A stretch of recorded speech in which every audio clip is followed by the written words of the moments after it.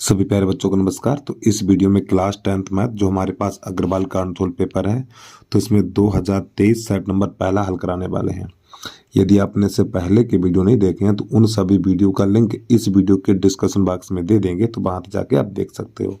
और फिर भी आपको कोई वीडियो ना मिले तो आप कमेंट कर देना, तो उस वीडियो का लिंक आपके पास भेज देंगे। तो जानना ना समझ तो वीडियो की शुरुआत करते हैं। तो 2023 सेट नंबर पहला जो कोड है DB, इस सेट में आपको बहुविकल्पीय प्रश्न सभी नहीं बताऊंगा मैं, ठीक है। तो प्रश्न नंबर 6 देखिए, किसी संख्या का एक तिहाई 21 के बराबर है, तो वो संख्या क्या होगी। प्रश्न नंबर 6 डाल के लिखिए। प्रश्न नंबर 6, किसी संख्या का एक तिहाई, तो x गुणा 1/3 बराबर कितना 21 है, ठीक है। तो इसको x/3 बराबर 21 लिखेंगे, तो इसके नीचे कर लो, इसका गुणा इसमें, इसका इसमें, तो x बराबर 63 निकल के आ जाएगा। तो ये वाला विकल्प हमारा सी सही हो जाएगा, ठीक है। अब इसके बाद प्रश्न नंबर है हमारा ये 10वां देख लीजिए, ठीक है। 10वां, त्रिभुज ABC एक समद्विबाहु त्रिभुज, इसमें ये दोनों भुजाएं बराबर हैं, ठीक है। चलिए समझिए 10वां। तो नंबर 10, एक हमें त्रिभुज बनाना है जिसका नाम है ABC, AB और ये C, इसमें दो भुजाएं बराबर हैं, AB और ये AC। तो प्यारे बच्चों ये दोनों भुजाएं बराबर हैं, तो जब ये दोनों भुजाएं बराबर होंगी तो ये वाली भुजा कहलाएगी आधार, और आधार पर बने कोण बराबर होते हैं, तो ये दोनों कोण बराबर होंगे। तो कोण B बराबर कोण C, ये वाला विकल्प कहीं पर मिल जाए उसी पर टिक लगा दीजिए जल्दी से आप। तो कोण B बराबर कोण C, तो विकल्प नंबर हमारा C सही हो जाएगा। अब इसके बाद प्रश्न नंबर 12 है, एक समबाहु त्रिभुज ABC में भुजा 2A है, तो प्रत्येक शीर्ष लंब की लंबाई कितनी होगी ये बताना हमें। चलिए नंबर है हमारा 12। तो प्यारे बच्चों एक समबाहु त्रिभुज बनाना है, और समबाहु त्रिभुज की तीनों भुजाएं बराबर होती हैं, और प्रत्येक कोण 60 अंश का होता है, आपको ये भी पता होना चाहिए। AB और ये C, ठीक, यहाँ से ये डालेंगे लंब हम, तो ये वाला कोण होता है हमारा 60 का होता है। तो ये वाली भुजा 2A है, ये वाली भुजा 2A है, और ये वाली A, तो ये वाली A। तो हमें ये वाली लंब की माप ज्ञात करनी है, तो यहाँ पे लिख लो P, हमें लंब की माप ज्ञात करनी है। तो यहाँ पे tan 60 लगा दीजिए, tan 60 लंब बटा आधार, यानी कि PC बटा A, ये PC और बटा A, tan 60 का मान √3, तो PC बटा A कैसे गुणा करिए, तो PC बराबर हो जाएगा A√3 मात्रक। कहाँ पे टिक लगा लो जल्दी से भाई, A√3 मात्रक, तो ए वाला विकल्प सही हो जाएगा। अब इसके बाद जो काफी बच्चे इस प्रश्न का इंतजार कर रहे हैं 15 का, इसको देखिएगा। यदि ये गोले की त्रिज्या को दोगुना कर दिया जाए तो उसके पृष्ठीय क्षेत्रफल में होने वाली प्रसिद्ध वृद्धि बतानी है हमें। चलिए समझिएगा। तो प्यारे बच्चों मान लो गोले की त्रिज्या R है, गोले की त्रिज्या R, अब इसको दोगुना कर दिया जाए तो 2R बन जाएगी। देखिए पहले गोले की त्रिज्या कितनी है, R है, फिर इसको दोगुना कर दिया और नंबर है ये हमारा 15। गोले की त्रिज्या इसमें R है, फिर इसको दोगुना करके लिखा 2R हो गया। तो जब गोले की त्रिज्या R है तो गोले का बग पृष्ठ कितना होगा भाई। जब गोले की त्रिज्या R है तो गोले का बग पृष्ठ कितना होगा, 4πr² होगा, ठीक है। और जब गोले की त्रिज्या 2R है तो इस R की जगह पे 2R लिखना है, तो क्या लिखना है हमें, 4π और ये 2R का होल वर्ग, तो ये बनेगा 4πr², ये तो ऐसे ही रहेगा, ये हो जाएगा 4π और गुणा 4r², तो ये कितना 4 चौक 16 πr²। तो प्यारे बच्चों ये कितना है, अरे भाई जब गोले की त्रिज्या R है तो गोले का बग पृष्ठ ये है, और जब गोले की त्रिज्या 2R है तो गोले का बग पृष्ठ ये है। तो यहाँ से कितना अधिक है देखिए आप लोग, यहाँ से ये कितना अधिक है 12, यानी 12πr² अधिक है, ठीक। अब इसको प्रतिशत में चेंज करना है, तो इसमें से इसे घटाएंगे तो 12πr² और बटे ये संख्या लिखेंगे 4πr² और गुणा 100, प्रतिशत में चेंज करने के लिए 100 का गुणा करते हैं। अब इसको हल कर लीजिए, तो यहाँ पर क्या होगा, πr² से πr² कट जाएगा, और 4 एकन 4 4 3 और 12, तो 3 ये और 100 ये, तो यहाँ पे लिखिए 300% वृद्धि होगी प्यारे बच्चों, हमारी क्या होगी वृद्धि, क्योंकि पहले 4 पाई आर स्क्वायर था, तो इसका जैसे उसकी त्रिज्या दोगुनी कर दी गई तो उसका क्षेत्रफल 4 पाई आर स्क्वायर से 16 पाई आर स्क्वायर हो गया। तो 1200 की वृद्धि हो गई है। कितने की होगी वृद्धि? तो 1200 बटा प्रारंभिक मान और गुणा 100। ठीक, तो ये इसका आंसर निकल गया 365। चलिए प्रश्न नंबर 16 देखिएगा। प्रश्न नंबर 16 है हमारा, दो वृत्तों का व्यास, प्यारे बच्चों दो वृत्तों का व्यास, ठीक है, यानी कि 2r1 और 2r2 बराबर यहाँ पे दिया हुआ 4/9 दिया हुआ है। इससे ये मार दो 2 से 2, तो r1 बटा r2 बराबर 4/9। ठीक, फिर आगे प्रश्न कह रहा है यहाँ पर, तो वृत्तों की परिधियों का अनुपात कितना होगा? वृत्तों की परिधियों का अनुपात, एक वृत्त की त्रिज्या r1 है और दूसरे की r2 है, तो परिधियों का अनुपात, तो देखो 2 पाई r1 और बटा 2 पाई r1, 2 पाई से 2 पाई कट जाएगा, तो यहाँ पे क्या बचेगा r1 बटा r1 और इसका मान ये 4/3, वो 4/9 दिया हुआ, तो यही प्रश्न का आंसर आ गया, यानी 4:9। जो हमारी व्यास का अनुपात है वही हमारा रहेगा परिधियों का अनुपात, 4:9, तो इसका विकल्प नंबर 20 सही हो जाएगा। अब प्यारे बच्चों यहाँ से विकल्प आप लोग अपने आप लगाइए, ठीक है। तो इसमें आपको इतने ही विकल्प बताएं, क्योंकि बाकी तो आपने सब कर लिए होंगे, फालतू के हम चिल्लाते रहते हैं, लेकिन आप लोग पहले से आता आपको तो क्या बताएं, हम आपको वही बताएंगे विकल्प जो आपको नहीं आएंगे, ठीक, या हम खुद सोच लें कि बच्चा नहीं कर पाएगा तो ऐसे ही विकल्प हम कराएंगे, ठीक है। चलिए अब यहाँ से अगला खंड देखिएगा आप। तो यहाँ से विस्तृत प्रश्न खंड बात चालू करेंगे यहाँ से, ठीक है। तो प्रश्न नंबर पहला है, यदि 2 cos स्क्वायर 45 माइनस 1 बराबर cos थीटा है तो थीटा का मान कितना होगा, ये बताना है इसमें। तो अनसोल्ड को साइड पे लगाता हूँ मैं। चलिए प्रश्न नंबर पहला यहाँ पे लिख लीजिए आप, खंड बा, और प्रश्न नंबर है पहले का। तो यहाँ पे लिखा हुआ है 2 cos स्क्वायर 45 माइनस 1 और बराबर है cos थीटा। ये तो प्यारे बच्चों यहाँ पर हमें थीटा का मान ज्ञात करना है। तो देखिए cos 45 का मान होता है 1/√2, तो यहाँ पे 2 और cos 45 का मान 1/√2, यहाँ पे घात 2 है, तो यहाँ पे cos 45 का मान रखेंगे, फिर इसके बाद ऊपर घात 2 लगा दें, -1 बराबर cos थीटा। तो यहाँ पे तो 2 रहेगा, 1 का वर्ग 1 होता और इस √2 का वर्ग 2 हो जाएगा, तो 1/2 -1 बराबर cos थीटा। तो प्यारे बच्चों ये 2 से 2 कट जाएगा हमारा, तो यहाँ पर बचेगा 1 - 1 बराबर cos थीटा। तो इसको लिखना है cos थीटा बराबर, ये प्लस माइनस कट जाएगा 0। अब आप ये बताइए cos में देखिए 0 मान किसका होता है, cos में ही देखिए कि 0 मान किसका होता है। तो cos थीटा बराबर लिखेंगे cos 90 का मान 0 होता है, तो ये cos से cos कट जाएगा, तो थीटा बराबर 90 अंश निकलेगा। तो ये हो गया हमारा प्रश्न का हल, ठीक है। तो उम्मीद है आपको समझ में आ गया होगा। खा खरगोश देखिएगा। तो खा खरगोश है हमारा, 2 क्रमागत धनात्मक पूर्णांक ज्ञात कीजिए, 2 क्रमागत धनात्मक पूर्णांक ज्ञात कीजिए जिनके वर्गों का योगफल 365 है। चलिए ध्यान समझिए इसको भी। तो देखिए प्यारे बच्चों, बोर्ड की परीक्षा में प्रश्न डालने की गलती मत कर देना, बता रहा हूँ यार, ये तो सब मेहनत खराब हो जाएगी आपकी। तो यहाँ पे लिखेंगे माना 2 क्रमागत धन पूर्णांक, एक हमारा x है और एक x + 1 है, ठीक है। 2 क्रमागत धन पूर्णांक x और x + 1 है। तो प्रश्न कह रहा है इनके वर्गों का योगफल, तो स्क्वायर इनके वर्गों का योगफल इस प्रकार, और बराबर कितना है 365। अब इसको हल कर दीजिएगा, तो ये तो बन जाएगा x² प्लस यहाँ पे a + b का होल वर्ग खोल दीजिए, तो a² + b², 1 का वर्ग 1 ही रहेगा, प्लस 2x बराबर 365। तो x² 2x² और प्लस ये 2x + 1, इसको अंदर ले आई तो माइनस का 365 बराबर 0।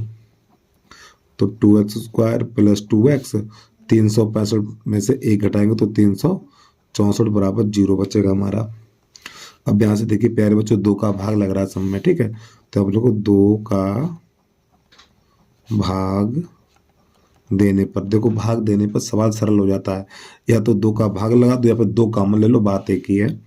तो यहाँ पे x square plus x minus यहाँ पे 2 एकन 2, 2 तिया 6, 2 देखो 2 एकन 2, 2 अट्ठे 16 होगा यहाँ पर, ठीक है। और 2 दूनी 4 और बराबर 0। तो 182 के ऐसे गुणनखंड करो, 182 के ऐसे गुणनखंड करो कि घटाने पर 1 बचे। तो यहाँ पे लिखना x square plus x 14 minus 3, 14 का गुणा 13 में करेंगे तो 182 और घटाएंगे तो 1 बचेगा, माइनस 182 बराबर 0। तो एक्स स्क्वायर इसका अंदर गुणा करेंगे तो 14x माइनस का 13x और माइनस का 882 बराबर 0। तो यहाँ से x कॉमन लेंगे तो x प्लस 14, यहाँ से माइनस 13 कॉमन लेंगे तो x, जब माइनस चिन्ह कॉमन लेने से इन दोनों के चिन्ह बदल जाएंगे। तो ये तो बन जाएगा हमारा प्लस 13 एकन 13, यहाँ पे बचा 5 तो 13 चौको 52 और बराबर 0। तो ये दोनों एक जैसे हैं। तो x प्लस 14 और x माइनस 13 बराबर 0। अब यहाँ से 2 गुणनखंड मिले तो पहले इसको ले लीजिए, थोड़ा इधर बढ़ रहे हैं अब हम। तो यहाँ पर लिखेंगे हम x प्लस 14 बराबर 0। इस 14 को उधर ले जाओ तो x बराबर माइनस का 14। तो प्यारे बच्चों माइनस का उत्तर जो होता है वो हमारा अमान्य होता है, ठीक है। अब इसको लिखेंगे x माइनस 13 बराबर 0, तो x बराबर 13 निकलेगा हमारा। अब जो हमारे पास संख्याएं थी एक x और एक x प्लस 1, तो आपको लिखना है हरिंग डाल के संख्याएं।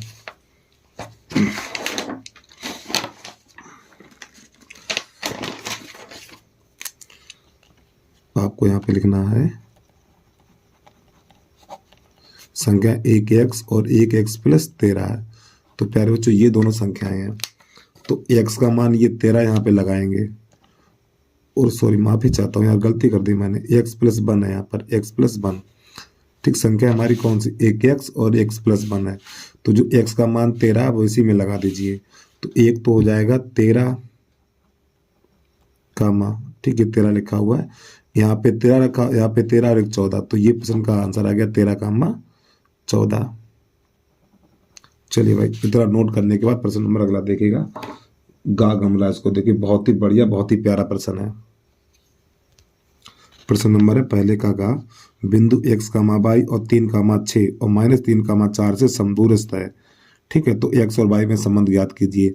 देखिए जिन दो बिंदुओं के बीच में और शब्द लिखा होता है, ठीक है, यहाँ पे देखिए और शब्द लिखा हुआ है, तो ये दोनों बिंदु किनारे पर रहेंगे और इस वाले बिंदु को बीच में रखेंगे और x y में संबंध ज्ञात करना है। जो x कामा y है इन दोनों से समदूरस्थ है, यानी समान दूरी पर है। चलिए समझिए। तो पहले का लिखिएगा आप गा गमला। और प्यारे बच्चे छोटे से भैया रिक्वेस्ट है, जिस बच्चे ने अभी तक यूट्यूब चैनल को सब्सक्राइब नहीं किया है तो यूट्यूब चैनल को सब्सक्राइब करके बेल आइकन घंटी को प्रेस कर लीजिए और एक प्यारा सा कमेंट करके जरूर बता देना वीडियो आपको कैसा लगा है। तो यहाँ पर है हमारा एक संख्या यानी एक रेखा खींच दी आपको इस प्रकार। तो यहाँ पर ए, यहाँ पर बी। तो यहाँ पे लिख लीजिए जो पहला बिंदु है, जिन दो बिंदुओं के बीच में और शब्द लिखा होता है तो वो दोनों बिंदु किनारे पे अर्थात छोर पर रहते हैं। माइनस 3 कामा 4, ठीक है। तो यहाँ पे कर लीजिए P और ये x कामा y। तो x और y में संबंध ज्ञात करना है। तो यहाँ पे क्या करें, दोनों की यानी AP के बीच की दूरी और बराबर PB के बीच की दूरी। तो यहाँ पे लिख लो AP के बीच की दूरी बराबर पे लिखना है PB के बीच की दूरी। और जब दोनों तरफ बीच की दूरी का सूत्र लगाते हो तो यहाँ पे अंडररूट नहीं लगाएंगे, ठीक है। तो देखो AP लिखा हुआ, तो ये वाले बिंदु यानी ये वाले दोनों बिंदु इधर लिखेंगे। तो यहाँ पे x1 माइनस x2 का होल वर्ग प्लस y1 माइनस y2 का होल वर्ग। इसी प्रकार यहाँ पर x1 माइनस x2 का होल वर्ग प्लस y1 माइनस y2 का होल वर्ग। तो प्यारे बच्चों ये वाले दोनों बिंदु इस साइड लगाएंगे, ठीक है। तो x1 का मान 3 है तो x2 का मान x है का होल वर्ग प्लस y1 का मान 6 है और y2 का मान y है, इधर इसका होल वर्ग हो गया बराबर। इसी प्रकार इधर ये वाले दोनों बिंदु, यहाँ पे देखो ना PB लिखा ना, तो ये दो बिंदु लिए जाएंगे। तो x1 का मान x है और x2 का मान -3 है, तो प्लस का 3 हो जाएगा, प्लस y1 का मान y है और y2 का मान 4 है, तो यहाँ पे हम 4 लिख देंगे इसको और इसका होल वर्ग। चलिए अब यहाँ पे इसका करते हैं प्रसार। तो यहाँ पे a माइनस बी का होल वर्ग, तो a स्क्वायर यानी ये 9 बन जाएगा, a square plus B square और माइनस का 6x हो जाएगा यहाँ पर। इसी प्रकार यहाँ पर यानी ये 36 का वर्ग प्लस वाई स्क्वायर और माइनस का 12y हो जाएगा। चलिए यहाँ पे आ जाइए a प्लस बी का होल वर्ग, तो एक्स स्क्वायर प्लस 9 और प्लस ये बन जाएगा हमारा 3 दूनी 6x प्लस यहाँ पर वाई स्क्वायर प्लस 16 माइनस का 8y हो जाएगा। अब यहाँ पे देखिए कुछ समान है तो काटिए, एक्स स्क्वायर से एक्स स्क्वायर निकालिए, 9 से ये 9 निकाल दीजिए, वाई स्क्वायर से वाई स्क्वायर निकाल दीजिए। ये कटेगा तभी जब बीच में बराबर का चिन्ह हो और इधर वाली संख्या समान हो, तभी कटेगा। चिन्ह समान होने चाहिए, संख्या भी समान हो, उसके चिन्ह भी समान हो, तभी कटता है। नहीं तो आप ये देखो 6x ये भी और 6x ये भी उड़ा दो खटाक से, ठीक है। ये माइनस ये प्लस है इसलिए नहीं उड़ेगा। 75 यानी इन सबको दे ले आइए, माइनस का 6x, ये माइनस का 6x, ये माइनस का 6x है, इसको दल लाएंगे तो माइनस का हो जाएगा। ये माइनस का 12y है, इसको दल लाएंगे तो प्लस का 8y हो जाएगा। अब ये प्लस का 36 है, अब ये 16 दल लाएंगे तो ये माइनस हो जाएगा बराबर 0। 16 है, ठीक, वहाँ पे जाता हूँ -16, तो ये माइनस का 12x बन जाएगा और माइनस का 6 6 12 बन जाएगा और 12 में से 4 घटाएंगे, 12 में से 8 घटाना है, तो यहाँ पे 4y बचेगा माइनस का, और यहाँ पर प्लस का बचेगा 20। 16 में वो 36 में से 16 चला जाएगा तो 20 बचेगा और बराबर 0। अब यहाँ से देखिए प्यारे बच्चों, यहाँ पहला पद माइनस नहीं होना चाहिए, तो यहाँ पर क्या करेंगे हम -4 कॉमन लेंगे। तो जब -4 कॉमन लेंगे यहाँ पे 2 काम होंगे, एक तो उसमें 4 का भाग लगेगा और उसके चिन्ह भी बदलेंगे क्योंकि माइनस कॉमन लिया हमने। तो देखो 4 3 12x प्लस और 4 1 4y और -4 5 20 और बराबर 0। अब ये -4 का लगा देंगे भाग, तो 0 बन जाएगा, तो 3x प्लस y -5 और बराबर 0। यही आ गया प्रश्न का आंसर। और उम्मीद है आपको समझ में भी आ गया होगा। चलिए भाई जल्दी से नोट कर लीजिए, अगला प्रश्न समझिए। और चाहो तो इस 5 को आप इधर भी ले जा सकते हो, यानी कि आप इसको ऐसे भी लिख सकते हो 3x प्लस y बराबर 5, तो आपका आंसर ये दिया हुआ है। चलिए प्रश्न नंबर अगला देखिएगा। अब आ गया प्रश्न नंबर घाघड़ी हमारा। तो यहाँ पे लिखा हुआ एक लंबवृत्तीय शंकु के आधार की त्रिज्या 3.5 सेंटीमीटर है तथा ऊंचाई 12 सेंटीमीटर है। शंकु की तिरछी ऊंचाई ज्ञात कीजिए, यानी एल का मान इसमें हमें ज्ञात करना है। चलिए भाई, गा गमला के बाद है पहले का घाघड़ी। तो यहाँ पे त्रिज्या दे रखी है, यानी आर बराबर है 3.5 सेंटीमीटर। चलिए अच्छी बात है। और एच बराबर है हमारी 12 सेंटीमीटर। तो शंकु की तिर्यक ऊंचाई, तो सूत्र होता है हमारा एल बराबर √h square plus R square, ये सूत्र होता है। मान लगा दीजिए इसमें। तो एच का मान है 12 का वर्ग प्लस इस आर का मान है 3.5 का वर्ग, और प्यारे बच्चों ये रहा √ हमारा। तो ये तो बन जाएगा 144 और 35 का वर्ग 5 25 और 4 3 12 और दशमलव से पीछे 1 अंक है, तो वर्ग में दशमलव से पीछे 2 अंक हो जाएंगे इस प्रकार। अब इसको जोड़िएगा, तो जब इसको जोड़ेंगे तो ये हो जाएगा हमारा 125 क्यों यार, रुक जाइए 1 मिनट। 4 और 2 6,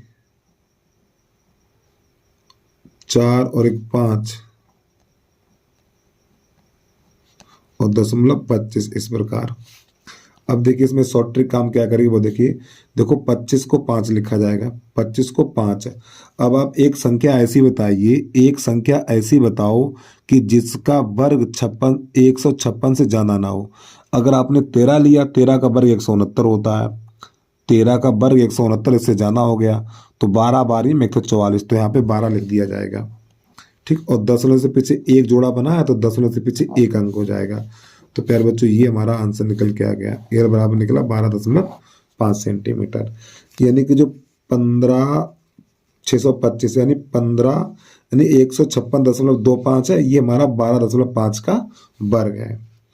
अब प्रश्न नंबर पहले का घा के बाद चलेगा यहाँ खाली। बहुत ही अच्छा, बहुत ही प्यारा प्रश्न है यार, उसको भी देखिएगा। तो यहाँ पे लिखना पहले का घा घड़ी, क्या कह रहा है इसको भी देखिए। बिंदु ए कामा बी और उसके बाद -a कामा -b। तो यहाँ पे हमें क्या करना है प्यारे बच्चों, बीच की दूरी ज्ञात करनी है। बीच की दूरी बराबर सूत्र होता है √x1 - x2 का होल वर्ग प्लस y1 - y2 का होल वर्ग। ये हमारा सूत्र होता है। मान लगा दीजिए, तो x1 का मान a है और x2 का मान -a है, तो प्लस का a हो जाएगा, प्लस y1 का मान b है और y2 का मान -b है, तो प्लस b हो जाएगा। तो इसको हल करिएगा तो ये बन जाएगा 2a², 2a का होल वर्ग इस प्रकार और 2b का होल वर्ग। जब इसका वर्ग करेंगे तो ये 4a² प्लस 4b²। तो प्यारे बच्चों यहाँ से 4 कॉमन लेंगे तो a² प्लस b² बचेगा अंडर के अंदर। अब आपको पता 4 को क्या लिखा जाएगा, इस 4 को लिखा जाएगा 2 √a² प्लस b²। बेटा ये आ गया हमारा आंसर। ठीक है, चलिए जल्दी से नोट करिए, अगला प्रश्न देखिएगा। अब यहाँ से अंडर के बाहर 2 लिखा हुआ है ये, अरे भाई 4 को 2 लिखा जाएगा तो अंदर बच जाएगा a² प्लस b²। अब प्रश्न नंबर है 4 चम्मच, इसका माध्य ज्ञात करना हमें। और देखो माध्य तो आपने ज्ञात कर लिया होगा, माध्य ज्ञात करने के लिए कोई कठिन बात नहीं है। अब आ जाइए इसका प्रश्न नंबर 2 देखिए, यानी दूसरे का का। तो प्रश्न नंबर दूसरे का है, यहाँ पे लिखा हुआ है x² - x का होल वर्ग फिर प्लस का 5x² - x और ये प्लस का 4। इस समीकरण को हमें हल करना है। ठीक, चलिए समझिएगा। तो यहाँ पर हम क्या करेंगे, जो कोष्टक के अंदर वाली संख्या इसकी जगह 22 लगा देंगे। तो x² - x बराबर 22 रखने पर, ठीक, यहाँ पे कोष्टक के अंदर 22 रखेंगे तो 22² हो जाएगा, 22² और माइनस का 5 22 हो जाएगा, प्लस का 5 22 और प्लस का 4 बराबर 0। अब इसके काटेंगे गुणनखंड हम, तो 4 के ऐसे गुणनखंड काटो जोड़ने पर 5 हो जाए, तो ये हो जाएगा हमारा 22² प्लस 4y प्लस 22 और प्लस का 4 बराबर 0। अब यहाँ से कॉमन लेंगे तो 22 कॉमन लेंगे तो 22 प्लस का 4, यहाँ से प्लस का 1 कॉमन लेंगे तो 22 प्लस 4, ठीक, 4 रहेगा हमारा। 22 प्लस 4 बराबर 0, यहाँ 22 प्लस 4 लिखा हुआ है तो 22 प्लस 4 22 प्लस 1 बराबर 0। अब यहाँ से पहले ये वाला गुणनखंड उठाएंगे तो 22 प्लस 4 बराबर 0। अब देखो प्यारे बच्चों 22 का मान हमने क्या लिया था, 22 का मान है x² - x, तो हमें यहाँ पे लिख देना है 22 बराबर x² - x रखने पर। ठीक है, तो इस 22 की जगह भी ये वाला मान हमें लगा देना है, तो ये बनेगा x² - x और प्लस का 4 और बराबर 0। और इसके हम गुणनखंड काट नहीं सकते हैं, तो यहाँ पर a बराबर कितना होगा, a बराबर 1 होगा, b बराबर होगा माइनस का 1 और c बराबर 4।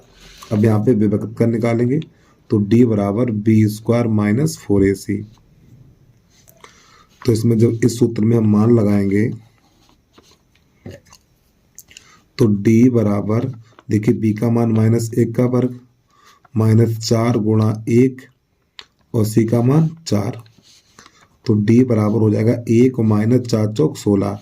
तो प्यारे बच्चों d का मान -15 निकलेगा हमारा यहाँ पर। अब हमें यहाँ पर क्या करना है भाई, इसको भी देख लीजिए। तो यहाँ पे जो सीधाचार सूत्र होता है x बराबर -b प्लस माइनस √d/2a, ये हमारा सीधाचार सूत्र कहलाता है। ठीक है, तो बेटा ये बन गया हमारा सूत्र। अब क्या करना हमें, x बराबर, अगर बोर्ड की परीक्षा में ऐसे करके लिख दे तो बहुत मजा आ जाएगा, ऐसे बता रहा हूँ।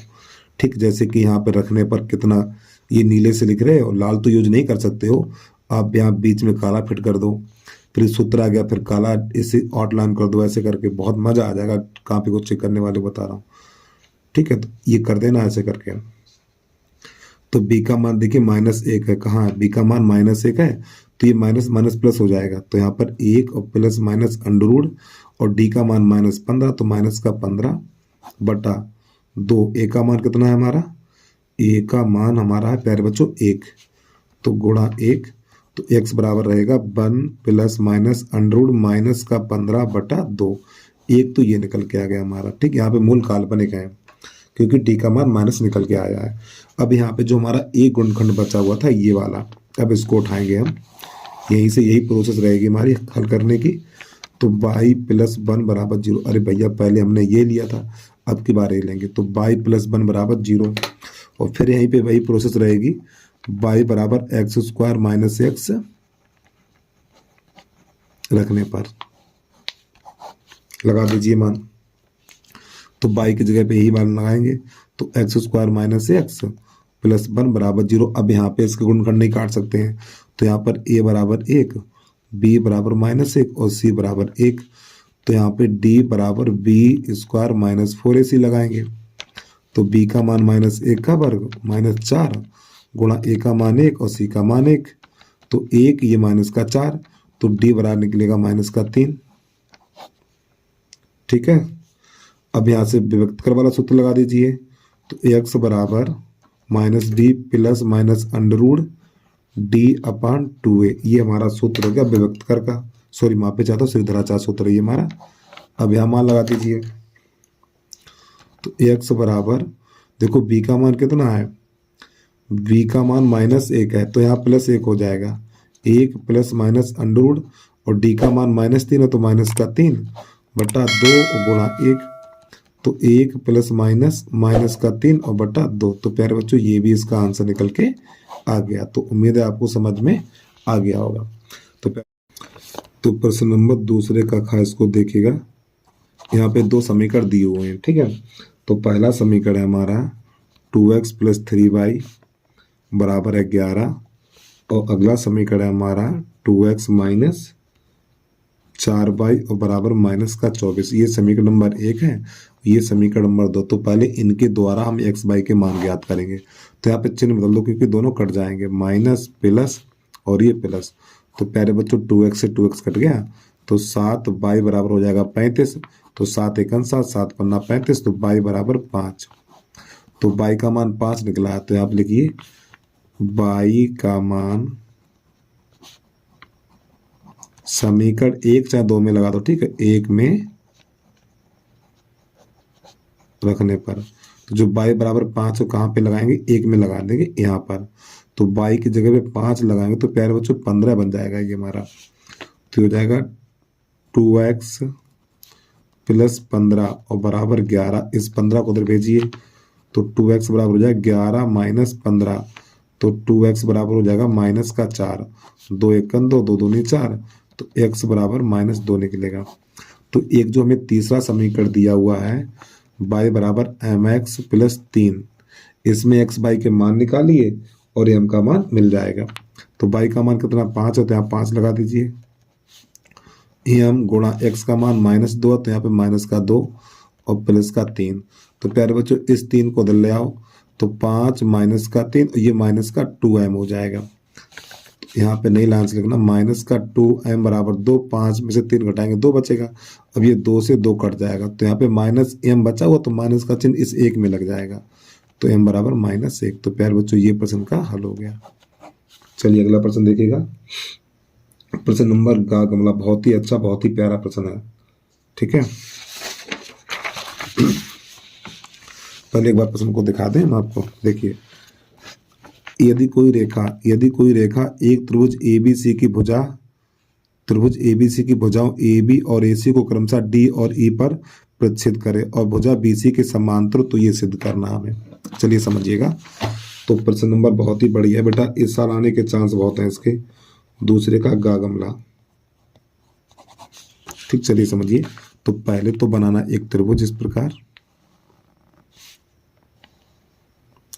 प्रश्न कह रहा है AB और AC पर D और E, तो यहाँ पे कर लो A B और ये C, ठीक है। AB पर देखो AB, चित्र थोड़ा गलत बना लिया मैंने यार, चित्र दोबारा बनाइए इसको, चित्र यही रखी, खाली नाम चेंज कर लो। यहाँ पे कर लो ए, यहाँ कर लो बी और यहाँ कर लो सी। ठीक है, यहाँ पे ये हमारा ए है। अब प्रश्न कह रहा देखो ए बी, ये वाली भुजा ए बी हो गई तो उस पर एक बिंदु है डी, और दूसरी भुजा हमारी ए सी, अभी ये वाली ए सी बन गई है और इस पे हो गया ई। ये दो बिंदु स्थित है। अब इन दोनों को मिलाएंगे तो ये वाली भुजा इसके समांतर है। तो यहाँ पे लिखेंगे दिया है त्रिभुज ए बी सी में डी ई समांतर बी सी। तो प्यारे बच्चों ये वाली भुजा इसके समांतर है, तो नई लाइन से लिखना सिद्ध करना है।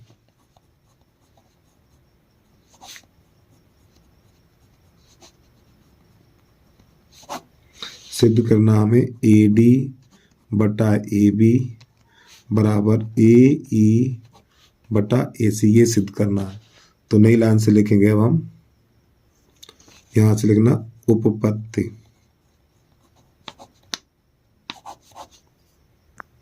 चलिए समझिएगा इसको। तो यहाँ पे लिखेंगे त्रिभुज ए बी सी में डी ई समांतर वी सी, यानी ये वाली भुजा इसके समांतर। तो यहाँ पे थेल्स प्रमेय लगा देंगे, थेल्स प्रमेय से।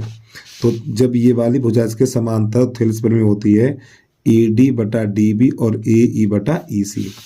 तो हमें लिखना है यहाँ पर ए डी बटा डी बी बराबर ए ई बटा ई सी। अब इसके दोनों पक्षों को हम पलटेंगे, तो यहाँ पे लिखेंगे हम दोनों पक्षों को पलटने पर, जब इसके दोनों पक्षों को पलटेंगे तो जो अंश है वो हर बन जाएगा, हर अंश बन जाएगा, यानी ये ऊपर चला जाएगा और ये नीचे आ जाएगा। डी बी बटा ए डी बराबर ई सी बटा ए ई। ठीक, ये ऊपर पहुंच जाएगा और ये नीचे आ जाएगा। तो यहाँ पे लिखेंगे हम दोनों पक्षों में एक जोड़ने पर, दोनों पक्षों में एक जोड़ दीजिए तो यहाँ पे हो जाएगा ये डी बी बटा ए डी प्लस 1 और बराबर ई सी बटा ए ई प्लस 1। तो इसके नीचे एक करेंगे, इसके नीचे एक करेंगे, तो इसका गुणा इसमें, इसका इसमें, तो ये बन जाएगा हमारा D B plus A D. अरे भैया इसका गुणा इसमें और इसका इसमें, और बटा ये डी बना हुआ, ठीक, डी और ए डी बराबर इसी प्रकार इसमें, इसका इसमें, इसका इसमें, तो ए ई प्लस ई सी और बटा ए ई। अब प्यारे बच्चों देखिए यहाँ पे D B plus A D क्या बन जाता है, D B plus A D. देखो डी बी और प्लस ए डी, तो ये पूरा ए बी बन जाता है। या देखो सीधी भाषा में आपको समझाऊं, जो चीज़ समान हो उसे हटा दो। देखो डी से डी हटा दो, डी से डी हटा दो, क्या बचा ए बी। तो आपको लिख देना ए बी बटा ए डी। जो अक्षर समान है उसको हटा दीजिए। देखो डी और डी हटा दो, क्या बचा ए बी मिला के लिख दो। इसी प्रकार यहाँ पर ई से ई चला, काटना नहीं है, बस आपको ऐसे समझा रहा हूँ मैं। ई से ई चला गया तो क्या बचा ए सी और बटा ए ई। अब यहाँ पुनः दोनों पक्षों को पलटेंगे तो यहाँ पे लिखिए पुनः दोनों पक्षों को पलटने पर। जब इसको पुनः दोनों पक्षों को पलटेंगे तो ए डी बटा ए बी और ए ई बटा ए सी। तो ये हो गया हमारा सिद्ध। ठीक है, तो उम्मीद है आपको समझ में आ गया होगा। चलिए भाई प्रश्न नंबर अगला देखिए, गा गमला के बाद गा घड़ी। ये भी बहुत ही अच्छा, बहुत ही प्यारा प्रश्न है। और प्यारे बच्चों छोटी सी रिक्वेस्ट है, जिस बच्चे ने अभी तक यूट्यूब चैनल को सब्सक्राइब नहीं किया है तो यूट्यूब चैनल को सब्सक्राइब करके बेल आइकन घंटे को प्रेस कर लीजिए भाई। ठीक है, चलिए गा घड़ी देखिएगा इसको। तो यहाँ पर लिखना दूसरे का घा घड़ी, क्या कर रहा है इसको देखिएगा। प्रश्न एक बार हम आपको दिखा दें। वह भिन्न 1/3 हो जाती है जब उसके अंश में 1 घटाया जाए, और वह 1/4 हो जाती है जब हर में 8 जोड़ा जाए तो भिन्न ज्ञात कीजिए।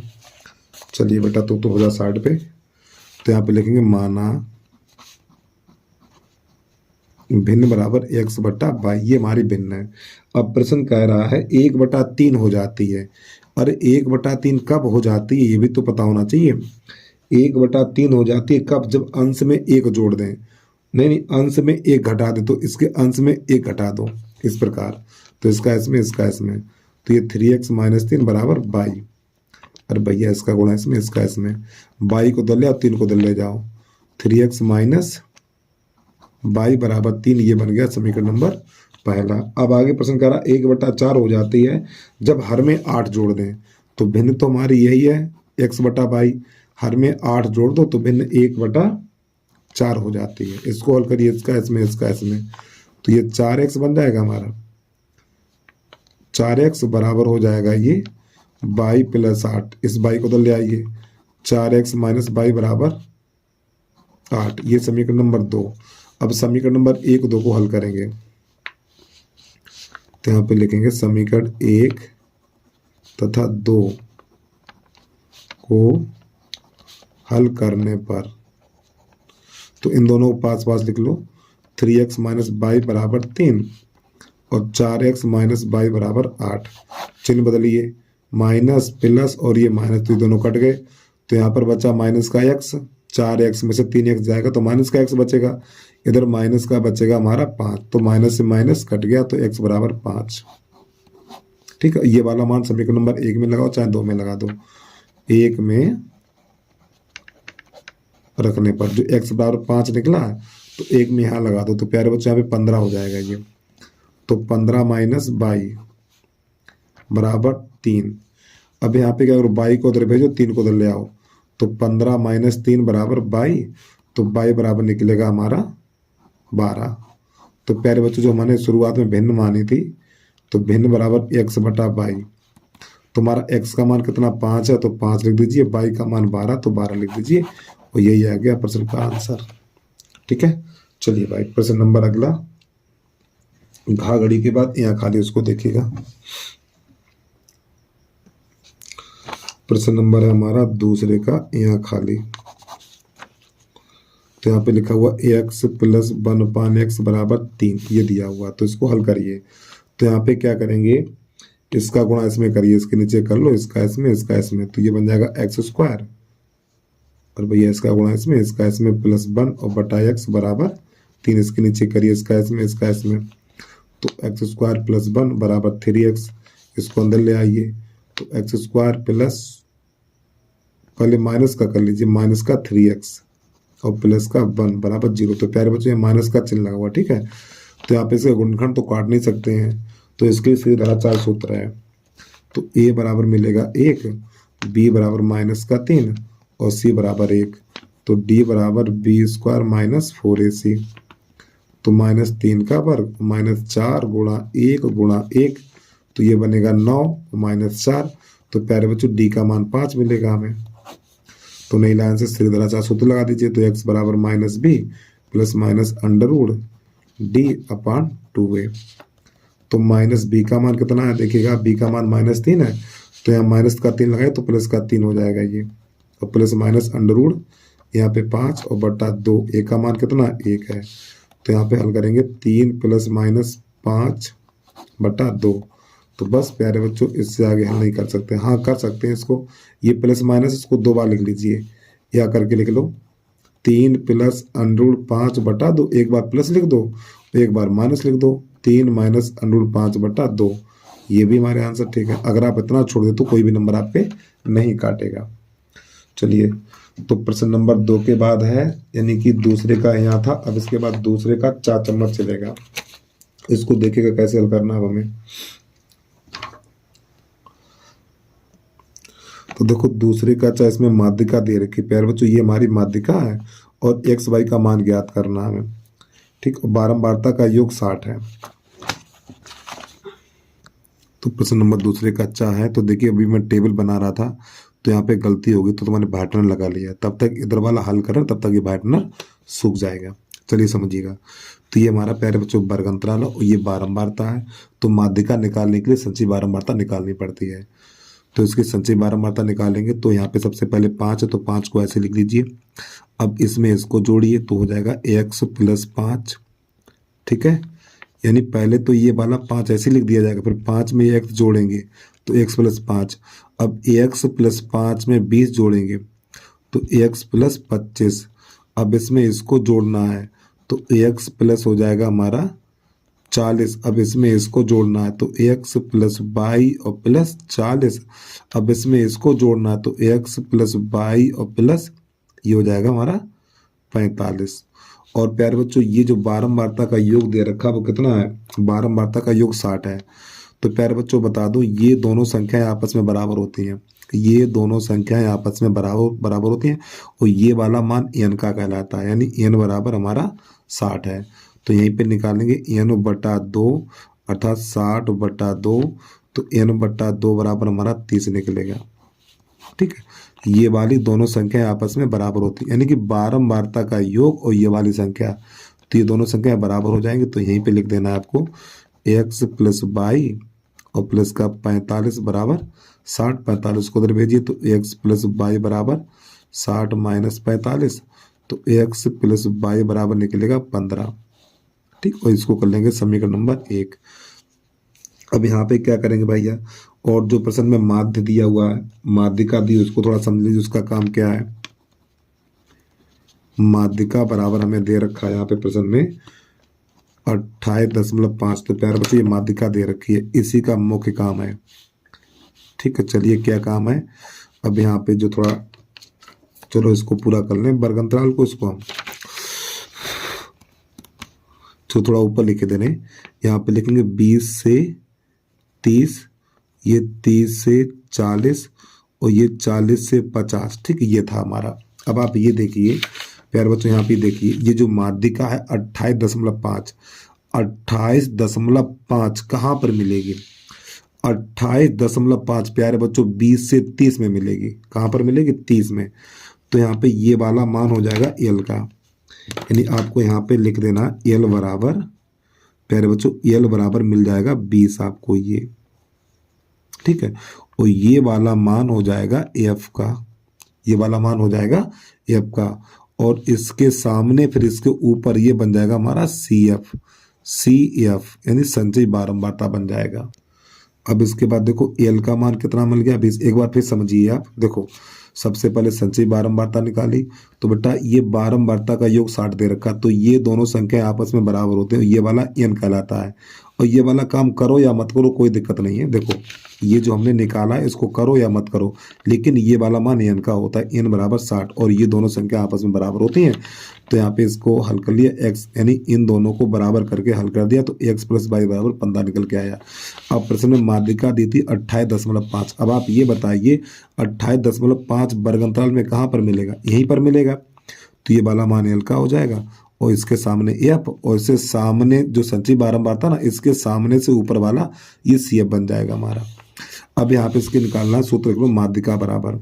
और एक बात यहाँ पे देखो h का मान कितना है, वर्ग अंतराल में कितने का अंतर है, 10 का अंतर है।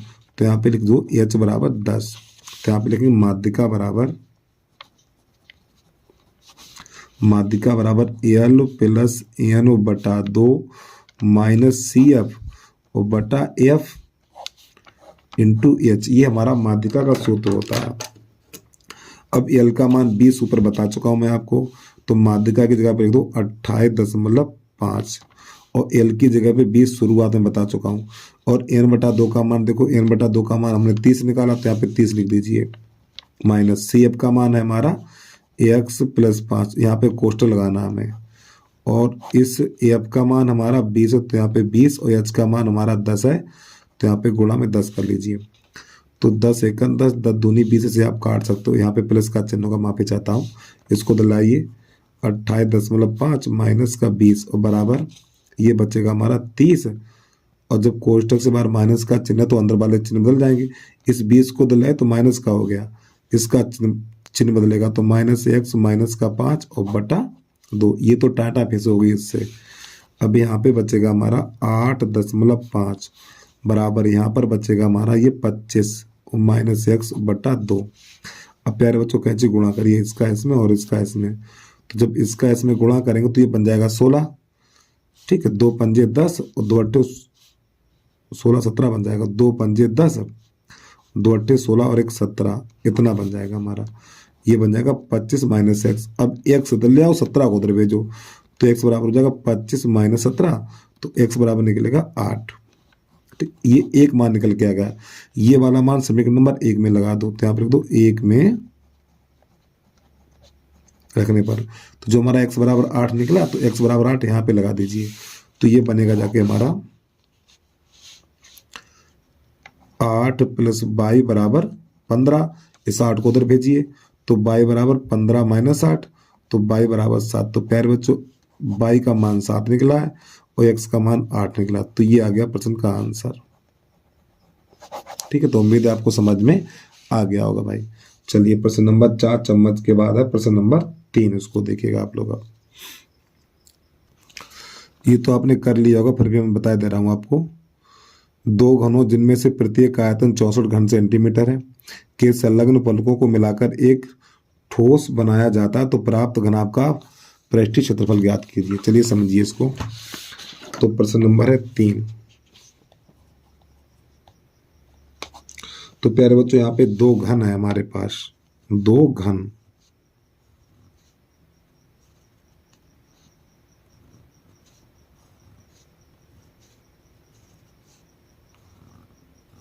एक घन ये है और ये दोनों घन कैसे समान है, बिल्कुल एक जैसे हैं।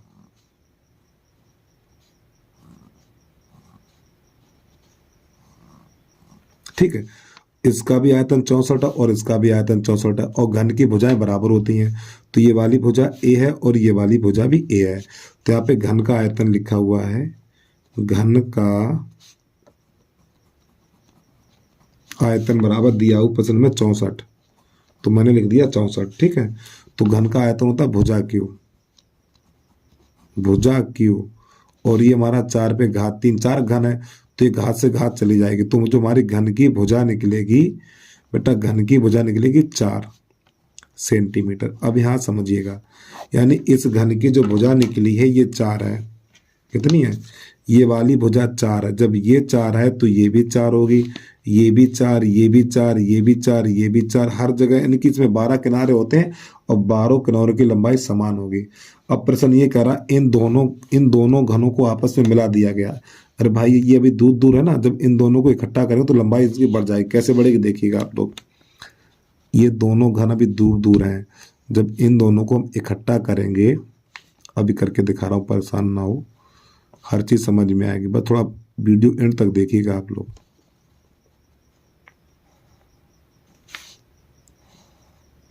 ऐसे करके, ठीक है। लो अब प्यारे बच्चों इन दोनों घनों को आपस में मिला दिया गया, तो इसकी ये वाली भुजा कितनी थी? 4 थी, तो इसकी भी 4 है। जब दोनों घनों को आपस में मिलाएंगे तो लंबाई बढ़ जाएगी, 4 4 8 हो जाएगी, तो L बराबर 8 लिखना, और चौड़ाई और ऊंचाई में कोई परिवर्तन नहीं होगा, तो इसकी चौड़ाई 4 ही रहेगी और ऊंचाई भी 4 रहेगी, सिर्फ लंबाई बढ़ जाएगी। तो इन दोनों घनों को मिलाकर एक घनाभ बन गया, तो घनाभ का पृष्ठीय क्षेत्रफल ज्ञात करना है। तो यहाँ पे लिखिए घनाभ का पृष्ठीय क्षेत्रफल, तो सूत्र होता है 2LB BH और HL। मान लगा दीजिए, 2L का मान 4, सॉरी माफी चाहता हूँ, L का मान 8 है भैया, L का मान 8 और B का मान 4, प्लस 4 गुणा 4, फिर 4 गुणा 8, यहाँ पे लगेगा प्लस का चिन्ह, कोष्टक बंद। तो ये बन गया 32, ये बन गया 16 और ये बन गया 32।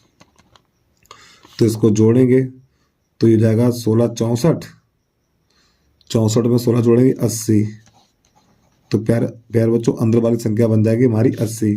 तो 2 का गुणा इसमें कर दें तो 8 दूनी 16, यानी 160 वर्ग सेंटीमीटर। तो इसका जो पृष्ठीय क्षेत्रफल निकलेगा 160 सेंटीमीटर स्क्वायर निकल के आ जाएगा। अब इसके बाद प्रश्न नंबर है, प्रश्न नंबर 3 का अथवा है हमारा, एक गोला जिसका व्यास 12 सेंटीमीटर है एक लंब वृत्तीय बेलनाकार बर्तन में डाला जाता है जिसमें थोड़ा पानी भरा है। यदि गोला पानी में डूब जाता है तो बेलनाकार बर्तन में पानी की सतह 3/5/9 सेंटीमीटर बढ़ जाती है। तो बेलनाकार बर्तन का व्यास ज्ञात कीजिए। चलिए समझिएगा इसको भाई। तो प्यारे बच्चों, ये एक बेलनाकार हमारा बर्तन है, ठीक है। ये नीचे वाला ऐसे ही बनाइए।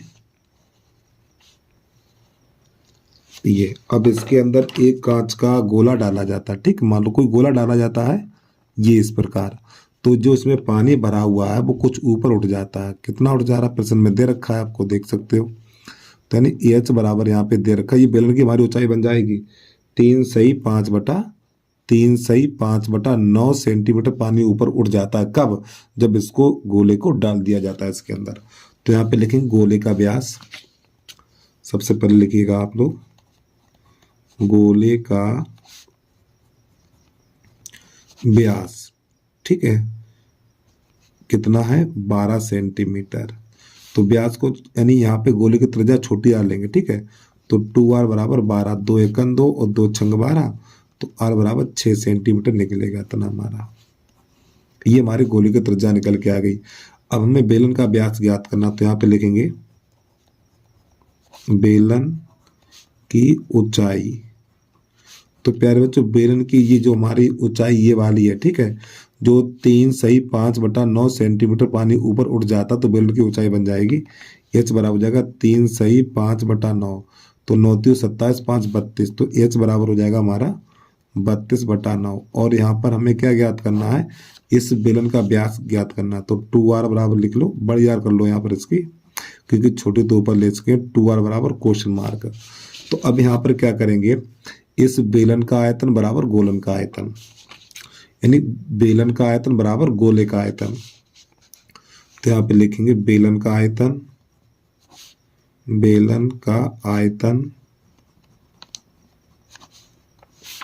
बराबर गोले का आयतन, ठीक है। तो बेलन का आयतन पाई आर स्क्वायर। और देखो बेलन के आयतन के लिए हमने बड़ी आर ली है, तो यहाँ पे बड़ी आर कर लीजिए यार, छोटी बना दी हमने, पाई आर स्क्वायर, ठीक है। पाई आर स्क्वायर एच और बराबर गोले का आयतन 4/3 पाई आर क्यू। तो प्यारे बच्चों, पाई से पाई कर दीजिए, ये दोनों कर जाएंगे। तो इस आर का तो मान पता नहीं, तो आर स्क्वायर और एच का मान हमें पता है। लो यहाँ पर भी गलती कर दी हमने। 9 × 27 27 5 32 होगा। यहाँ पे हम 35 लिखे बैठे हैं, 32 करिए यहाँ पर 32/9, ठीक है। तो यहाँ पे लिखिएगा 32/9 बराबर 4/3। इस छोटी आर का मान यानी गोले की त्रिज्या हमारी 6 है, तो 6 × 6 × 6। चलिए अब यहाँ पे चलाइए आतिशबाजी अपनी। तो 4 एकन 4, 4 अट्ठू 32, ठीक। और 3 एकन 3 और 3 दूनी 6। पहले बचा हुआ लिख लो, नहीं तो पता लगे आतिशबाजी चलाते रहो, सवाल तब तक गलत हो जाए। अब यहाँ कितना बचा? 2 × 6 × 6। अब चलाइए फुर्सत में, ठीक। देखिए बेटा, 2 एकन 2, 2 चौकू 8, फिर 2 से काटो, 2 दूनी 4 और 2 तिया 6, 2 एकन 2 और 2 तिया 6। तो यहाँ पर बचा हुआ है हमारा आर स्क्वायर और बटा 9। इधर हो जाएगा 3 × 9। यहाँ पे एक करिए, कैसे गुणा करिए, इसका इसमें इसका इसमें। तो आर स्क्वायर बराबर 81। तो आर स्क्वायर बराबर ये 9 का वर्ग है, तो घात से घात कट जाएगी। तो आर बराबर निकलेगा 9। तो प्यारे बच्चों, हमसे व्यास पूछा है, तो यहाँ पे लिखेंगे नई लाइन से बेलन का व्यास बराबर 2r। तो 2 × 9, ये निकलेगा 9 दूनी 18 सेंटीमीटर। तो ये प्रश्न का आंसर आ गया हमारा। अब इसके बाद प्रश्न नंबर 4 देखिएगा। प्रश्न नंबर 4 है हमारा, भूमि पर स्थित बिंदु AX से ऊर्ध्वाधर टावर PQ के शीर्ष Q का उन्नयन कोण 60 अंश है। यदि यानी बिंदु 22 से 40 मीटर की ऊंचाई पर स्थित बिंदु 22 से Q का उन्नयन कोण 45 अंश है। टावर PQ की ऊंचाई तथा PX से दूरी ज्ञात कीजिए। अब इसको समझिएगा भाई कैसे हल करना है। तो देखिए, सबसे पहले यहाँ पर बनाएंगे क्षैतिज तल अर्थात समतल बनाएंगे। ठीक, इस प्रकार। अब यहाँ पे हमारा टावर है जो पी क्यू, ठीक है, यहाँ पे लिखो पी और यहाँ लिखो क्यू। प्रश्न आगे कह रहा है यहाँ पर भूमि पर स्थित एक्स से ऊर्ध्वाधर टावर पी क्यू, ये हमारा ऊर्ध्वाधर टावर हो गया पी क्यू के शीर्ष क्यू का उन्नयन कोण, यानी यहाँ पे होगा हमारा एक्स। अब यहाँ से इसको ऐसे मिला दिए और ये चित्र आपको पटरी से ही बनाना है। बोर्ड की परीक्षा में पता लगे हम हाथ से खींचे तो आप भी हाथ से खींच दो। ठीक है, तो प्यारे बच्चों ये कोण हो गया 60 अंश हमारा। फिर प्रश्न आगे कह रहा है बिंदु एक्स से 40 मीटर की ऊंचाई पर, अब यहाँ से 40 मीटर की ऊंचाई पर, ये 40 मीटर की ऊंचाई पर यहाँ पर बिंदु मिल गया बाई। 40 मीटर की ऊंचाई पर स्थित बिंदु बाई से क्यू का उन्नयन कोण, यानी बाई से क्यू का उन्नयन कोण, अब ये बन गया 45 अंश का। इसको यहां से मिला दीजिए तो ये वाला कोण बन गया हमारा 45 अंश का। ठीक है, फिर आगे क्या कह रहा प्रश्न, तो टावर पी क्यू की ऊंचाई ज्ञात, यानी इसकी ऊंचाई ज्ञात करनी है और इससे दूरी ज्ञात करनी है। तो देखिए यहाँ पे नाम लिख लीजिए, यहाँ पे तो नाम लिख लिया, यहाँ पे कोई दूसरा नाम पी क्यू आर लिख लो। तो प्यारे बच्चों ये वाली दूरी हमारी 40 है तो यहाँ पे 40 लिख लीजिए, और ये वाली दूरी 40 है तो ये भी 40 होगी, और ये वाली एच कर लीजिए, ये दूरी x और ये दूरी x है। तो यहाँ पे लिखेंगे माना, और प्रश्न नंबर है हमारा 4, तो यहाँ पे लिखेंगे माना पी क्यू टावर है हमारा, ऊर्ध्वाधर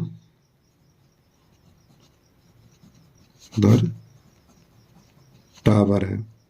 ये क्या एक टावर है हमारा, तो यहाँ पे लिखेंगे समकोण त्रिभुज। पहले इसको हल करिए, बाई आर क्यू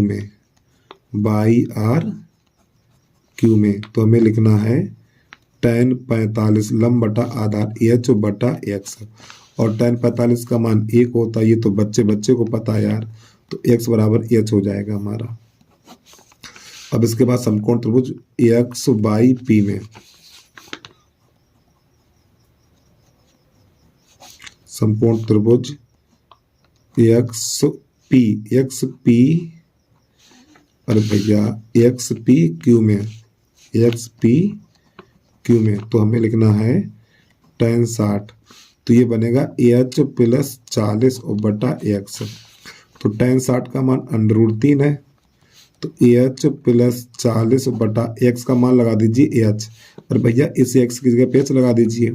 इस प्रकार का एच गुणा करिए, इसका इसमें, तो ये बनेगा √3h बराबर एच प्लस 40, तो इस एच को बदल ले आइए, तो √3h माइनस का 40, सॉरी माफी चाहता हूँ, एच को बदल लाएंगे, ठीक, एच और बराबर 40, ये एच बना हुआ। ठीक है प्यारे बच्चों, एच बराबर 40। अब यहाँ से एच कॉमन लेंगे, तो जब यहाँ से एच कॉमन लेंगे तो हमें यहाँ पर प्राप्त होगा √3 माइनस 1 बराबर 40। अब प्यारे बच्चों यहाँ पर क्या होगा, इसका भाग लग जाएगा तो एच बराबर निकलेगा 40 बटा √3 माइनस 1।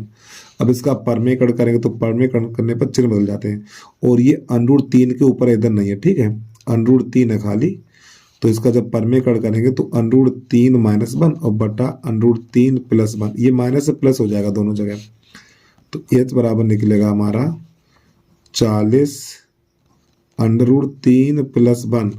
अब प्यारे बच्चों ये एक बार प्लस एक बार माइनस है, तो ये बन जाएगा 3 माइनस 1 बन जाएगा, 3 माइनस 1, तो एच बराबर निकलेगा 40 √3 प्लस 1 और बटा ये 2 एकन 2, तो ये बने हमारा 20, तो एच बराबर निकलेगा, इसमें 20 का अंदर गुणा कर दो, तो 20 का अंदर गुणा करेंगे तो 20 √3 और प्लस 20, ये हमारा एच का मान पूरा नहीं मिला, ये एच का मान निकल के आ गया। अब हमें क्या करना है, यहाँ से हम दूसरा पेज लगा लें। देखिए अब ये वाला मान समीकरण नंबर 1 में लगा दो। देखो ये समीकरण नंबर 1 है हमारा, ये वाला 1, और ये अच्छा x क्या है प्यारे बच्चों, x हमारी ये दूरी है px बराबर यही तो दूरी है, तो यहाँ पे नई लाइन से लिखेंगे हम पी एक्स बराबर एक्स, पी एक्स बराबर एक्स, और पी एक्स बराबर एक्स है तो एक्स का मान कितना है देखिएगा, यहाँ पे एक्स का मान एच है तो एच लगा दीजिए बराबर एच, और एच का मान हमने अभी ये निकाला है, एच का मान यही तो निकाला है, तो पी एक्स बराबर हो जाएगा 20√3 और प्लस 20। ठीक, इतना छोड़ सकते हो या तो आप इसमें 20 कॉमन भी ले सकते हो, पी एक्स बराबर 20 कॉमन ले लो तो √3 + 1 मीटर इतना। चाहो तो आप एक्स की जगह पे इस एच की जगह पे यही वाला मान लगा दो 20 और 20 कोष्टक के अंदर √3 + 1 यही लगा सकते हैं आप। ठीक, अब हमें क्या करना है, अब इसकी ऊंचाई हमने गुणा क्यों किया पता, हमने गुणा बेटा इसलिए किया है क्योंकि यहाँ पे ये इसका मान ज्ञात करना है। तो यहाँ पे लिखेंगे टावर की ऊंचाई बराबर नई लाइन से लिखना है, टावर की ऊंचाई, तो टावर की ऊंचाई है हमारी h + 40 और इस h का मान ये रहा, तो यहाँ पे लिखिए 20√3 और प्लस 20 और प्लस 40 तो हो जाएगा 20√3 और प्लस ये बन जाएगा हमारा 60। तो प्यारे बच्चों अब यहाँ से 20 कॉमन ले लो, तो जब यहाँ से 20 कॉमन लेंगे तो √3 + 3 बचेगा। ठीक, ये आ गया प्रश्न का आंसर। तो हमारे जो पी एक्स की दूरी निकली है 20 और कोष्टक के अंदर √3 + 1 और जो टावर की ऊंचाई निकली है ये वाली। अब आंसर एक बार मैच करा दें तब इसके बाद प्रश्न नंबर अगला देखिएगा आप लोग। लो बेटा इसका आंसर दिया ही नहीं है और वो भी इसने गलत दिया है शायद, अभी मैं मैच करा रहा हूँ परेशान ना हो। देखो हाँ ये आ जाइए, अब इसमें अग्रवाल ने आंसर इसका गलत दिया हुआ है, गलत तो नहीं है, इसने परमेकरण नहीं किया, इस बंदे ने परमेकरण नहीं किया। ठीक है, इसने क्या किया इतना ही छोड़ दिया, कितना ये 40 सिर्फ यहीं तक इसने छोड़ दिया इतना। ठीक है, यहीं तक इतना ही छोड़ दिया है, लेकिन क्या बेटा इसने प्रश्न को अधूरा रखा गया क्योंकि नीचे परमेकड़ अगर ये वाली संख्या आ जाती तो परमेकड़ करते हैं। और भी हमारे पास अनसोल्ड है, अब आपको पता ही हमारे चैनल पे आपको 3-3 अनसोल्ड देखने के लिए मिलते हैं, इसमें देख लीजिए आप, आपको मैं इसमें आंसर मैच करा दूं। 2023 है, देखो ये हमारा अरिहंत का अनसोल्ड है। ठीक है, तो 2023 सेट नंबर डी भी। और प्यारे बच्चों कहाँ चला गया, ये देखो ये आंसर रहा हमारा। ठीक, यहाँ पे एक ही दिया हुआ है, ठीक ये वाला। ठीक है, तो हमारा आंसर जो निकला बिल्कुल सही निकला, आपको ऐसे ही करना है। ठीक है, ये हमारा पूरा प्रश्न हल हो गया। इसके बाद ये थोड़ा नोट कर लीजिएगा। अब इसके बाद प्रश्न नंबर है चौथे का अथवा, उसको देखिए। तो यहाँ पे है चौथे का अथवा।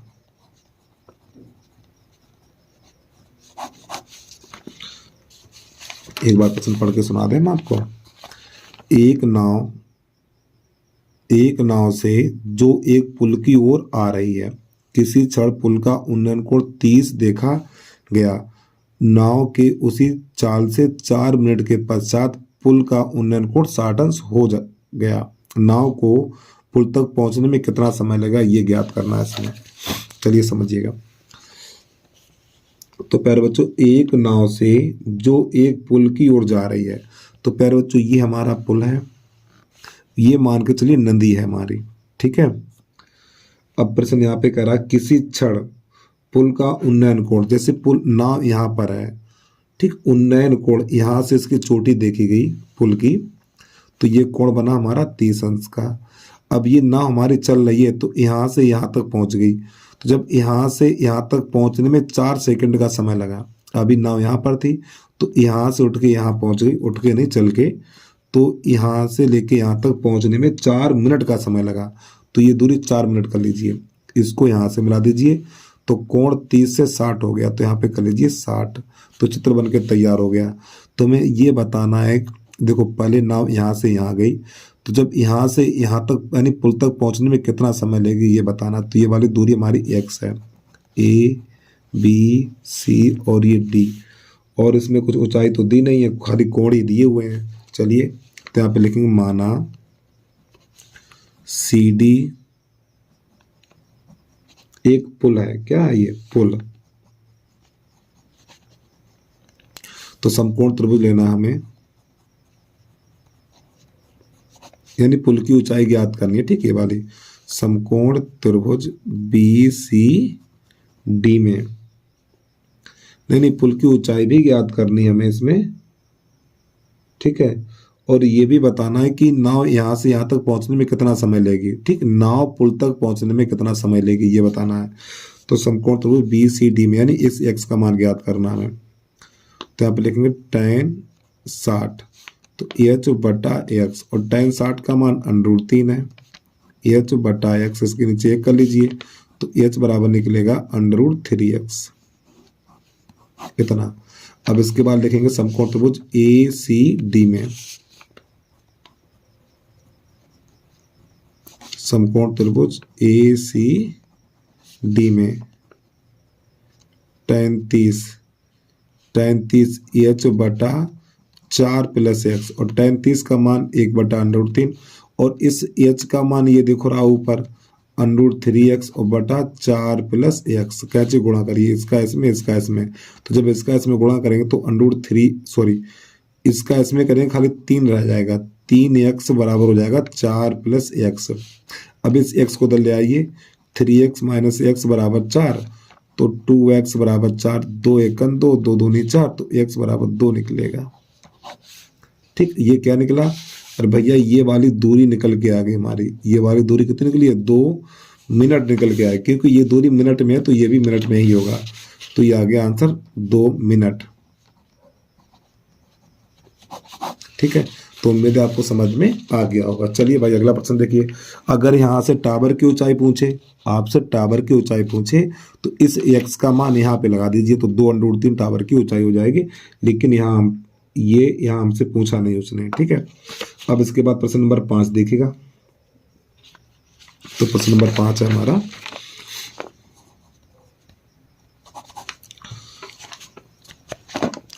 यहाँ पे लिखा हुआ पिता की उम्र पुत्र की उम्र से 7 गुनी है, ठीक, थोड़ा 7 लिखा हुआ 7 कर लीजिए आप, पिता की उम्र पुत्र की उम्र से 7 गुनी है, 2 वर्ष पहले पिता की उम्र पुत्र की उम्र की 13 गुनी थी, तो दोनों की वर्तमान आयु ज्ञात कीजिए।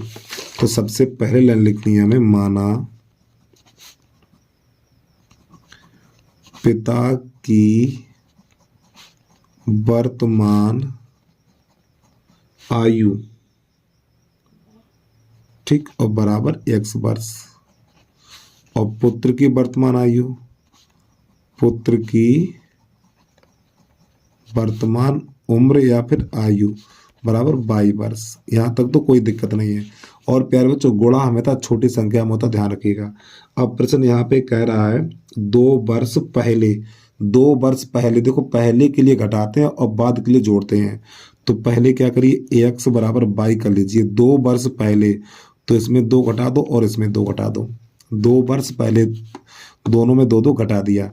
देखिए ये हमारा पिताजी है, यानी ये संख्या बड़ी है और ये लड़के की उम्र और ये छोटे है, तो गुणा हमेशा छोटे में होगा। क्या कह रहा प्रश्न देखिए, 2 वर्ष पहले पिता की उम्र पुत्र की उम्र से 13 गुनी थी। लो एक लाइन तो शुरुआत वाला पढ़ना छोड़ दिया मैंने, इसको तो बाद में करिए। देखो क्या कह रहा प्रश्न, पिता की उम्र पुत्र की उम्र की 7 गुनी थी, यानी पिता की उम्र पुत्र की उम्र की 7 गुनी थी, ये वाला, ये समीकरण 1 मैंने छोड़ दिया था, ये समीकरण नंबर 1 हो गया। अब 2 वर्ष पहले, 2 वर्ष पहले पुत्र की उम्र की 13 गुनी थी, तो पुत्र में 13 गुणा करेंगे, तो यहाँ पे करेंगे 13 गुणा। तो इसको हल करिए, एक बार प्रश्न को फिर समझ लीजिए आप। देखो माना पिता की वर्तमान आयु x वर्ष और पुत्र की वर्तमान आयु 22 वर्ष, ठीक है। अब प्रश्न ये कह रहा पिता की उम्र, पिता की उम्र पुत्र की उम्र की 7 गुनी है, तो पुत्र 22 है तो इसका 7 गुना हो जाएगा, तो ये बन गया समीकरण नंबर 1। फिर प्रश्न आगे कह रहा है 2 वर्ष पहले, तो दोनों में 2 2 घटाएंगे हम, पिताजी में 2 घटाया और पुत्र में भी 2 घटाया, तो 2 वर्ष पहले, 2 वर्ष पहले पिता की उम्र पुत्र की उम्र की 13 गुनी थी, पुत्र की उम्र की 13 गुनी थी, तो पुत्र में 13 गुणा कर दिया। इसको हल करिएगा, x - 2 और बराबर इसका जब इसमें गुणा करेंगे तो 13/22 और -26, तो इसको उधर ले आइए, तो x - 2/, x माइनस क्या कर रहे हैं यार, 13 हो जाएगा ना ये, एक्स माइनस 13y बराबर माइनस का 26, इसको ले जाइए तो प्लस का 2 हो जाएगा, तो एक्स माइनस 13y और बराबर ये हो जाएगा हमारा माइनस का 24। तो प्यारे बच्चों यहाँ से देखिए जो समीकरण नंबर 1 दिया हुआ है, एक्स की जगह पे 7y लगा दीजिए, तो यहाँ पे लिखेंगे नहीं लाइन से एक्स बराबर 7y, एक्स बराबर 7y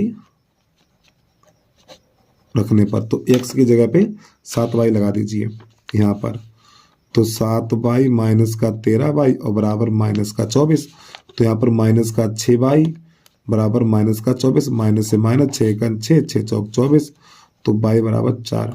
ये वाला मान समीकरण नंबर 1 में लगा दो, ये ऊपर, तो यहाँ पे लिखिए 1 में रखने पर, तो x बराबर 7 गुणा 4, तो x बराबर 28 वर्ष। तो नई लाइन से लिखना हमें पिता की वर्तमान उम्र, तो पिता की उम्र कितनी x है, तो x का मान कितना निकला 28 वर्ष हो गई। और जो उसका छोरा है, ठीक है, पुत्र की कितनी है, पुत्र को हमने 22 माना था और 22 का मान 4 निकला है, तो ये प्रश्न का आंसर आ गया। चलिए प्रश्न नंबर अगला देखिएगा, इसका अथवा भी देख लो कहाँ एक छोड़े उसको, उसके भी टाटा फिस कर दें। काफी बच्चे इसका इंतजार कर रहे, चलो सर ये करेंगे तो करके दिखा दूं मैं इसको भी। प्रश्न 5 में का अथवा है हमारा, इसको जरा ध्यान समझिएगा। तो यहाँ पे जो पहला समीकरण है हमारा 10 बटा एक्स प्लस वाई और प्लस 2 बटा एक्स माइनस वाई बराबर 4, ठीक, इस प्रकार ये बन गया समीकरण नंबर हमारा पहला। दूसरा है 15 बटा एक्स प्लस वाई माइनस 5 बटा एक्स माइनस वाई बराबर 2। तो यहाँ पे देखिए विलोपन से हल करेंगे तो ये तो दोनों बराबर है हमारे, ये दोनों बराबर हैं, ठीक, अंश को बराबर करना है। तो अंश को बराबर करने के लिए देखो यहाँ पे 5 है तो इसमें 5 का गुणा कर दीजिए, यहाँ पर 2 है तो इसमें 2 का गुणा कर दीजिए, तो इस 5 का गुणा ऊपर ऊपर होगा तो ये तो बन जाएगा 50 बटा एक्स प्लस वाई और प्लस ये 10 बटा एक्स माइनस वाई, ये बन जाएगा 20, 2 का गुणा ऊपर 5 चौक 20 बन जाएगा, ठीक है। इसका इसमें करेंगे तो 30 बटा एक्स प्लस वाई और प्लस ये हो जाएगा 10 बटा एक्स माइनस वाई और बराबर 2 दूनी 4। अब प्यारे बच्चों देखो मैंने गलती कर दी, यहाँ माइनस का चिन्ह था प्लस लगा दिया। अब यहाँ पे इन दोनों काट दीजिए, ठीक, तो ये दोनों जुड़ जाएंगे तो ये बन जाएगा हमारा 80 बटा एक्स प्लस वाई और बराबर ये बन जाएगा हमारा 24, ठीक, इस प्रकार। अब इसको हम काट देंगे, 8 से काट दीजिए आप, तो देखो 8 तिया 24 और 8 एकन 8, 10 बचेगा। अब यहाँ पे इसका गुणा इसमें करेंगे तो 3 एक्स प्लस वाई गुणा करेंगे नहीं लगाएंगे बराबर 10, 3 का भाग लगा देंगे तो एक्स प्लस वाई बराबर 10 बटा 3 निकलेगा। तो ये बना लेंगे हम समीकरण नंबर, बोलो, ये बना लेंगे समीकरण नंबर 3। अब जो एक्स प्लस वाई है, एक्स प्लस वाई का मान यानी 10 बटा 3 समीकरण नंबर 1 में लगाएंगे। अब यहाँ से दूसरा पेज लगा लें हैं,